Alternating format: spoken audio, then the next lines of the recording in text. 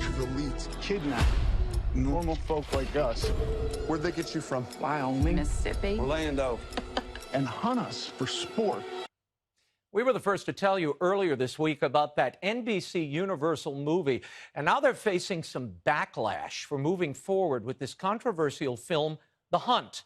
The film is about wealthy liberals hunting and killing deplorables on a reserve. The studio pulled ads for the film after the El Paso and Dayton shootings, but a source told Fox News, quote, "There are no plans to not release the movie," double negative, "no plans to move the release." Will this be a decision they come to regret? Joining me now is actor Robert Davi. Now, Robert, thanks for being here. You have starred in your share of thrillers, Die Hard, the Bond movies. Universal says The Hunt is a satire. Your thoughts on the cultural impact of this film being released at this moment? You know, the cultural impact, Hollywood has a responsibility on its cultural impact to society. And we just saw what happened in Dayton, Ohio, and in Texas. What we saw happened in Las Vegas, which was a shooting gallery for someone that we don't know much about what happened there, do we? And to do a film at this particular time, listen, freedom of speech, freedom of art, culture, I like that. I like people being able to express themselves. But there's this responsibility to culture. How many kids are responsive? Who knows who'll kidnap who, a group of people, and say, let's have fun? Now, I haven't seen the film. I've just heard the controversial about it. Yep. But the filmmakers have done controversial films before. Craig Zobel has done Compliance, which was about a female being abused in a McDonald's or something to that effect that people at Sundance walked out on. But and the other, Jason Blum and his company, they did Whiplash, and it was a financial failure, but it won the Oscar. But he did another film that was very successful, that was very controversial. Yeah. There's a responsibility in our business to not have this something like this happen. Well, I think when we know these mass shooters respond to violent imagery, to set up a picture where you have Americans hunting other Americans, this is problematic. The president seemed to talk about the hunt today. Watch this. You talk about racist. Hollywood is racist. What they're doing with the kind of movies they're putting out, it's actually very dangerous for our country.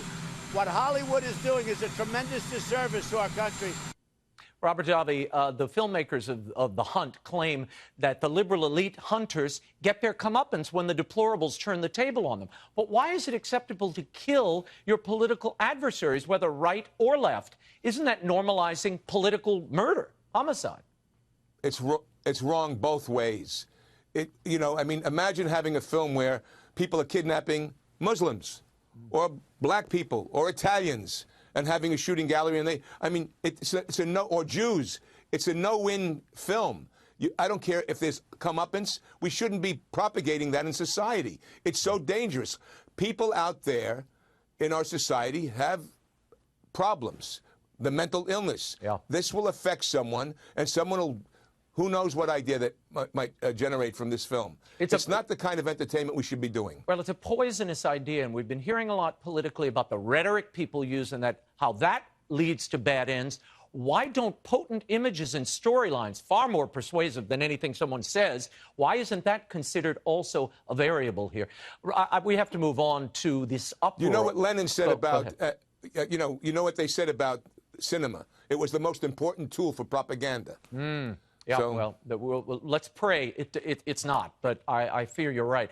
Robert, I want to move on to this uproar over billionaire Stephen Ross. He hosted that big fundraiser for Trump's re-election campaign today. A few protesters lined the streets outside his Hampton, New York home today, but the real backlash comes from celebrities like Chrissy Teigen and Michael Moore, calling for people to cancel their Equinox and Soul Cycle memberships because Ross is an investor in those overpriced gyms. What's really going on here? How does canceling a gym membership stop an administration you might disagree with? Again, it's the wrong idea. We can't be doing this to each other in the nation. We should be doing things to unify. You mean to tell me that anyone that supports someone else and gives money to a campaign, You know, this is taking it to the next level. George Soros, how much money has he given to people? The Koch brothers and other organizations. How much money has Bob Iger from Disney given to the Democratic campaign or Katzenberg? Are we going to start boycotting every business that gives money here and gives money there? It's a no-win situation, and I disagree with it. We have free, do what you want to do. It's the politicization of everything, Robert, everything. And the president ended up hauling $12 million at these two fundraisers today, $2 million more than first reported. Now, piggybacking off of what you were just saying, actor Armie Hammer is also jumping on the shame train. He's calling out a major entertainment executive supporting Trump, tweeting, hey, while everyone seems to be on the Equinox thing, it might be a good time to mention that one of Trump's largest financial contributors is chairman of Marvel Entertainment, Isaac Perlmutter. Just saying. Robert, it seems to me that this is the real hunt, an attempt to purge anyone from Hollywood who might support someone that the majority disagrees with there. I think people should Google Armie Hammer, who spent many years in the Soviet Union. And Armie Hammer, who said to Al Gore Sr., I will make your son, Al Jr., president of the United States. I mean, there is a culture. And I've met Armie Hammer. He's a nice guy. But again, this is freedom. This is what happens to our democracy, Raymond. What's happening to our democracy if people are afraid to, if they peel off votes, if kids are afraid to vote or speak their mind, it does have an effect. These celebrities do have an effect. And it's Robert, irresponsible to do that. Before I let you go, 30 seconds, tell me very quickly about this core idea you have, almost a neighborhood watch, as a result of these mass shootings we've seen. Well, since 2001, I was on Homeland Security Policy Institute at George Washington University. When I saw the things happening and people not knowing what to do, I came up with an idea that at Homeland Security they did a white paper to protect the critical infrastructure and the soft targets of America. Civilian Patrol 93, based on those guys that in Pennsylvania took the plane and went into the ground. It's something right now that can help this nation. The woman in San Diego that saw something and was afraid to say it because of political correctness.